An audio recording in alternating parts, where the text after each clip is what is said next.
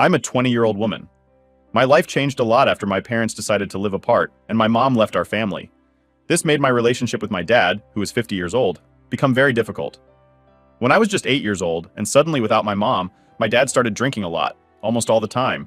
He didn't take care of me like a parent should. I had to learn how to take care of myself. Because we lived in a very small and not nice home called an Airstream, and my dad didn't try to improve our situation, it was hard for me to make friends. As I grew up and became a teenager, I started taking care of the household. I did all the cleaning and other tasks around the house. I also helped my dad find a group called Alcoholics Anonymous, AA, through a friend from school. This group helped my dad stop drinking so much and start working to support us financially. But even though he started earning money for us, I still only see him as someone who provides money, not as a father in a traditional sense. We both tried to get closer to each other, but it never really worked. My dad has never said he's sorry for how he acted when I was younger, and we don't talk about those difficult times. Luckily, my grandparents have always supported me. When they found out how tough things were for me and my dad, they moved closer to help me. They know everything that happened and have told my dad he should have acted differently, but he hasn't changed. My grandparents have been great though. They've been there for me in a way my dad hasn't, and we have a strong relationship. 2 years ago, my dad started seeing a woman from his work, Angela, who is 52 years old, and she has a son named Josh, who is also 20. My dad and Angela got married, making Josh my stepbrother. Right from the start, Josh and Angela didn't really like me because I'm not very close to my dad. They didn't understand what had happened in the past, so it made things awkward and difficult between us. I was really relieved when I went to college because it meant I didn't have to spend much time with my stepmom and stepbrother. College was great for me. I made a lot of friends, got involved in different activities, and started working part-time jobs to earn my own money. I've always tried to do things on my own and be as independent as I can.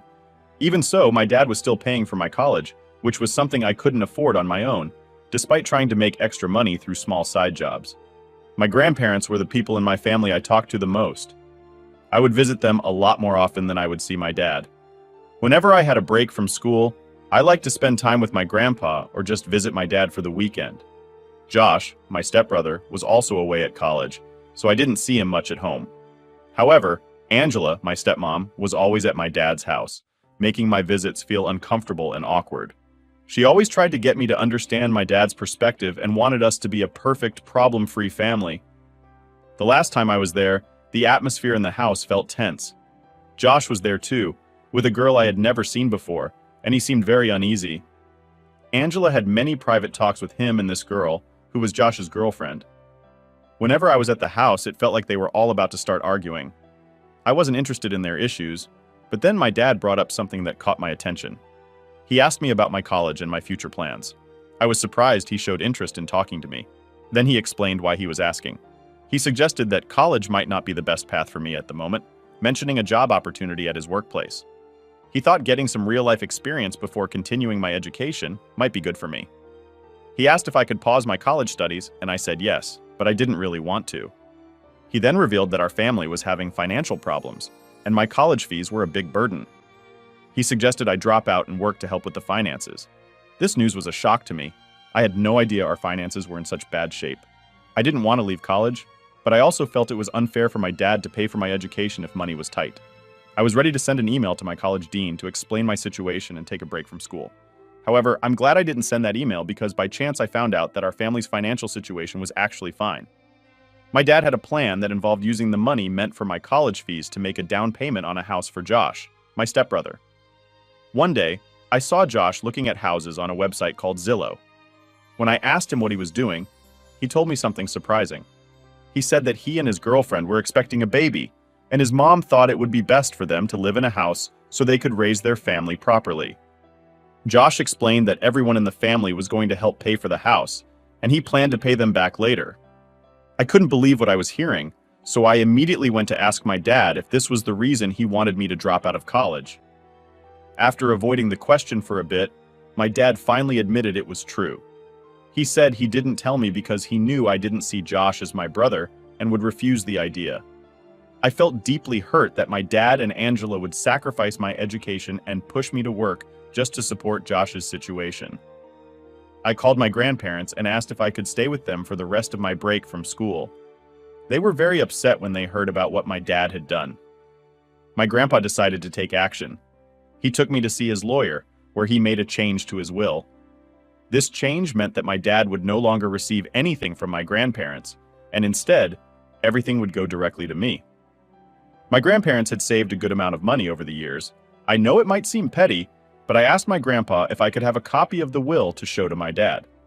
My grandpa was also tired of my dad's behavior and agreed. A few weeks later, I went to my dad's house and told him about the changes to the will. I also mentioned that my grandparents were going to support me through college, making it clear I didn't need anything from my dad. He was shocked by this news and called his parents to confirm. After they did, he was very upset and said he didn't want to see me anymore. Now, I'm questioning if I went too far by showing him the will and cutting off ties with him. After cooling down, I talked to some college friends about it, and even my grandparents feel a bit regretful. The situation didn't bring the closure I was hoping for. My dad hasn't reached out to me or his parents since, and I'm unsure if that's good or bad. The whole situation, including our past issues and the recent problems with Josh, makes me feel like maintaining a relationship with my dad might be too difficult and unhealthy. I keep thinking about the moment I told my dad I didn't need him anymore, and the expression on his face. It makes me wonder if I'm being too forgiving, or if I'm just not standing up for myself enough. It's confusing, and it seems like I'll have to accept the decisions I've made. Let me tell you what happened next, because things changed quite quickly. Firstly, my dad showed up at my grandparents' house wanting to talk to me alone. He apologized for not being there for me during my childhood and for misleading me about our financial situation. He offered to start paying for my college again, if I was okay with that. His sudden change of heart took me by surprise, and honestly, I wasn't ready to let him pay for my education just yet. Then, in front of his parents, my dad announced he was divorcing Angela. We were all taken aback and asked him why. He explained that Angela had pressured him into buying a house for Josh and had forced him to choose between her and me. He admitted to trying to keep both of us happy by lying about the money issues. My dad said he realized how important I am to him, especially after I showed him I could live without his support.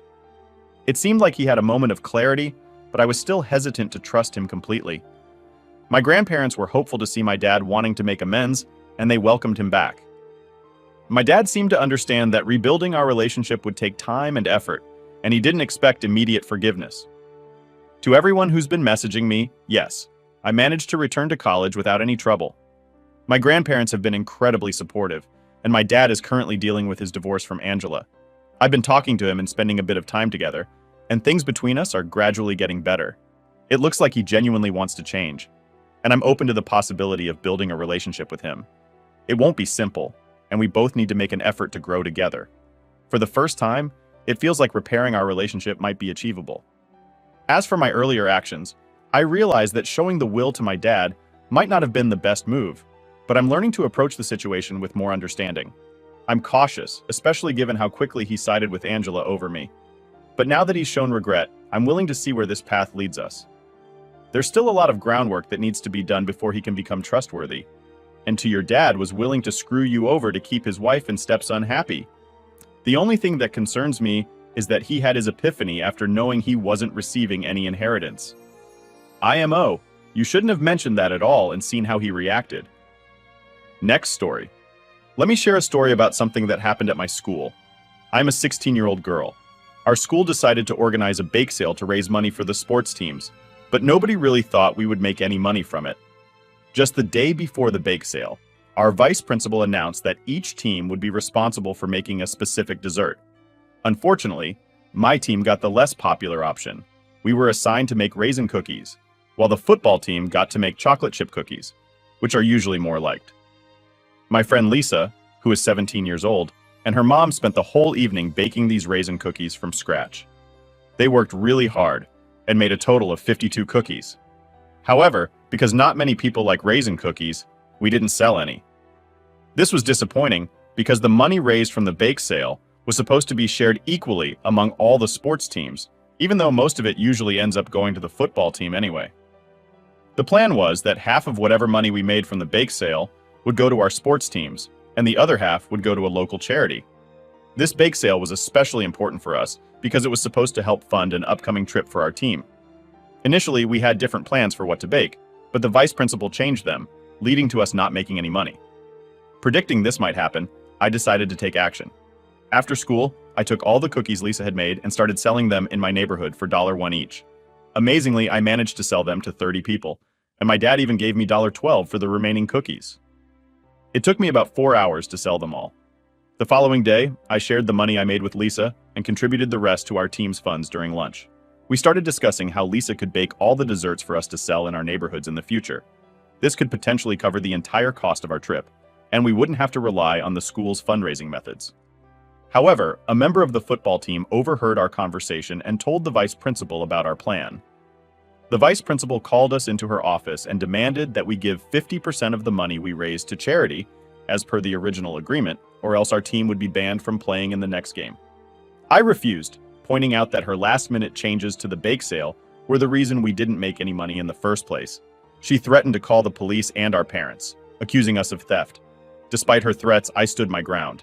However, we were forced to stay at school until our parents arrived, and the school officer was present the whole time to intimidate us.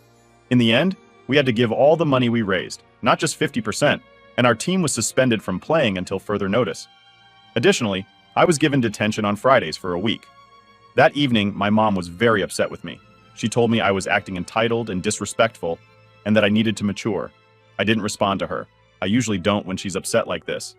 Later, I sent a message to Lisa saying sorry for what happened. Lisa told me that my actions were a bit rude, which made me think about this situation more deeply. I want to thank everyone for their advice. After having a conversation with my dad and Lisa, I understood that getting angry at the vice principal wasn't going to fix anything. In fact, it was just making the situation worse. I recognize now that I could have handled things in a much better way, and I admit that was my mistake. I've decided that on Monday I'm going to apologize and move on from this. Some people suggested going to the local news or taking bigger actions, but this really isn't such a big issue. I'm encouraging Lisa to talk to the school board about the vice principal's decision to take our money, but I'm going to stay out of it beyond that. I want to clarify something because it seems there's a misunderstanding. Some people think I just took the cookies without asking Lisa, which isn't true. I did ask her, and she was okay with me selling them. I'm not sure why Lisa was upset afterwards. I'm wondering if any other teammates were upset too. This whole situation reminds me why I usually stay away from school fundraisers. It often feels like the money raised doesn't fairly support all groups, like the arts or choir, and is instead focused on sports like football. If we were told to take the cookies home because they didn't sell at the bake sale, then it seems reasonable to use them as we see fit to support our team. I don't see a problem with that approach. Moving on to a different story, I'm 18 and have been working at a plant nursery for about 3 years. I really love my job there. Even though I earn minimum wage, the store is usually quiet. My manager is very understanding, and I get along great with my coworkers. Up until recently, I hadn't had any issues with anyone at work. Alex, a 30-year-old coworker of mine, and I work closely in the same part of the nursery. We started chatting and joking around a lot since he was hired last summer. We share some common interests and got along really well.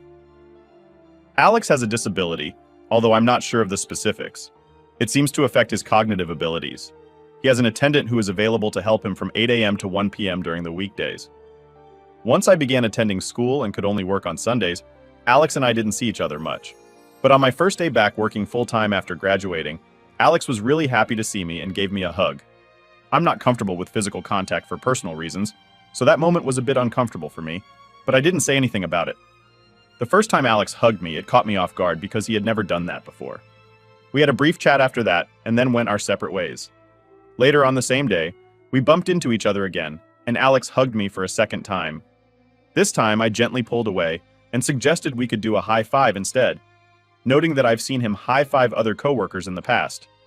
Alex seemed a bit sad but agreed, and we ended up doing a high five, which felt like a good compromise to me. However, about an hour later, Alex hugged me again. When I expressed that I'd prefer not to hug, he dismissively said, "I don't care," and then unexpectedly kissed me several times on the cheek. I managed to step away from him and ended up having a panic attack in the bathroom before deciding to leave work early that day. I'm someone who really values personal space and does not enjoy being touched. Despite trying to establish a new greeting with high fives the next day, Alex didn't seem interested and continued to hug me, ignoring my attempts to set boundaries. I even talked to his attendant, who had witnessed these interactions, hoping she might help explain to Alex why this behavior was making me uncomfortable. Unfortunately, she didn't take my concerns seriously, mentioning that Alex hugs her often and seemed indifferent to how the situation was affecting me. This whole ordeal began to weigh heavily on my mental well-being, making me anxious about the thought of going to work and encountering the same behavior again. Finally, I decided to talk to my manager about what had been happening. My manager was very understanding and made it clear that Alex's actions were not appropriate. He spoke to both Alex and his attendant, giving them a warning about respecting coworkers' personal boundaries. After this, the attendant pulled me aside and criticized me for making a complaint. She defended Alex by saying he was just showing affection in his own way and that I shouldn't have taken it so seriously. I explained that despite Alex's intentions, he had overstepped my personal boundaries, making me feel very uncomfortable. The attendant accused me of being mean and unfair just because I didn't want to be hugged, and then she left the conversation abruptly. Later, I wanted to say thanks to everyone who took the time to share their thoughts, give advice, and offer support. This morning, I talked to my manager about the comments Alex's attendant made to me after they had a meeting. My manager mentioned he would look into the situation with the agency that employs the attendant. For now, I've been assigned to work at the cash register inside to avoid any uncomfortable situations. I thought it was better not to ask for Alex to be moved, so when I saw him today, I just waved and said hello from a distance, and he waved back. It seems like Alex's attendant is choosing to ignore me now. Some advice I received was to go back to my manager and tell him what the attendant said. The attendant's role is to assist Alex in navigating adult life, which includes understanding and respecting basic rules at work, such as not touching coworkers, especially when they have expressed discomfort with it. If Alex is unable to follow this rule, his disability does not exempt him from the consequences, which could include losing his job. Moreover, the attendant's failure to support workplace norms and protect both Alex's and coworkers' rights might mean she is not fulfilling her responsibilities properly, suggesting she might also need to be reevaluated or let go. Alex clearly understood I did not want to be hugged because he acknowledged my refusal before choosing to hug me anyway, showing a clear disregard for my boundaries.